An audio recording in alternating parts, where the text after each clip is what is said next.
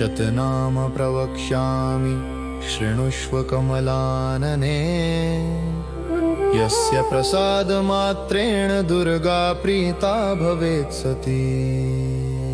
ॐ सती साध्वी भव प्रीता भवानी भवमोचनी। आर्या दुर्गा जया चाद्या त्रिनेत्रा शूलधारिणी। पिनाकधारिणी चित्रा चण्डघण्टा महातपाः। मनोबुद्धिरहंकारा चित्तरूपा चिताचिती। सर्वमन्त्रमयी सत्ता सत्यानन्दस्वरूपिणी। अनन्ता भाविनी भाव्या भव्या भव्या सदा गति। शाम्भवी देवमाता च चिन्ता रत्नप्रिया सदा। सर्वविद्या दक्षकन्या दक्षयज्ञविनाशिनी। अपर्णानेकवर्णा च पाटला पाटलावती। पट्टाम्बर परिधाना कलं मञ्जीररञ्जिनी। अमेय विक्रमा क्रूरा सुन्दरी सुरसुन्दरी। वनदुर्गा च मातङ्गी मतङ्गमुनि पूजिता।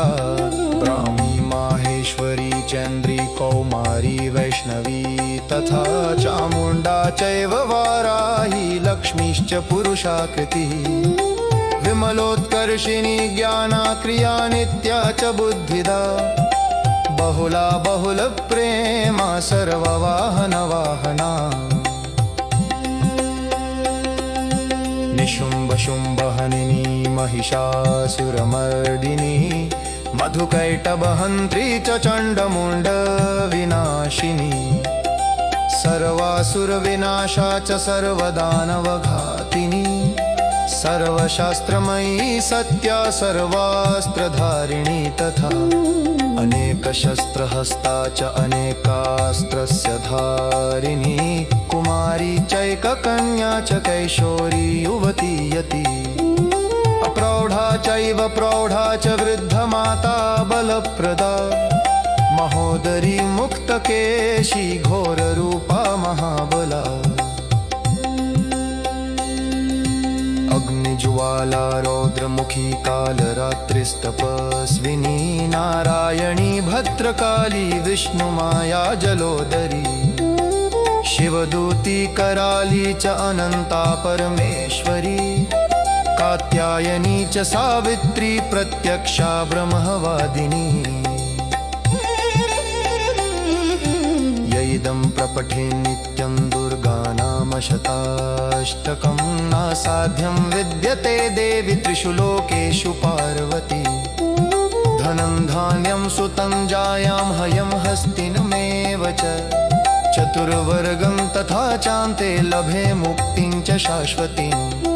कुमारीं पूजयित्वा तु ध्यात्वा देवीं सुरेश्वरीं। पूजयत्पर्या भक्त्या पठेन्नाम शताष्टकम्। तस्य सिद्धिर्भवेद्देवि सर्वैः सुरवरैरपि। राजानो दासतां यान्ति राज्यश्रियमवाप्नुयात्।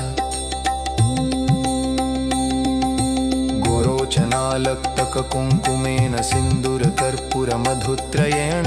विलिख्य यन्त्रं विधिना विधिज्ञो भवेत् सदा धारयते पुरारि। भौमावास्यानिशामग्रे चन्द्रे शतभिषां गते। विलिख्य प्रपठेत् स्तोत्रं स भवेत् सम्पदां पदम्।